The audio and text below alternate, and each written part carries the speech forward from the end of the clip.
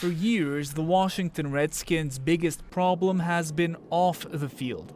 Racism is racism. You either stand up against all forms of it or you don't. The team has resisted changing its name for years, but now there are growing calls against racial injustice in North America. This is the right time to do it.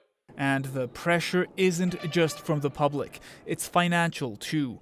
Yesterday, Nike pulled all Washington merchandise from its website.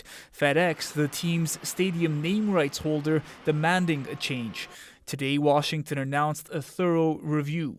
Things, of course, have changed in the last couple of months, and now we're in a situation where when money talks. There is also a debate here in Canada. For years, there have been calls for the CFL's Edmonton Eskimos to change its name.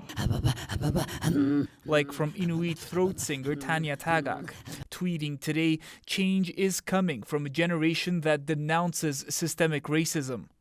We stand as Inuit who are outraged, who are hurt. This author has also raised the issue time after time. What we're talking about in the U.S. is how money talks.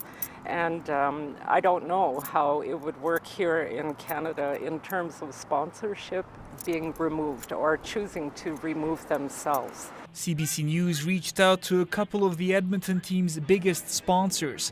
Tim Hortons and Brick did not get back to us.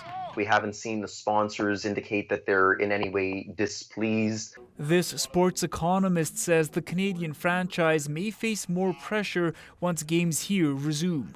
The CFL doesn't quite hold the public imagination the way that the NFL does, and so it's kind of an out of sight, out of mind sort of thing. The team says it consulted with northern communities last year, but hasn't released that data, and now says it will ramp up engagement with Inuit communities to assess their views.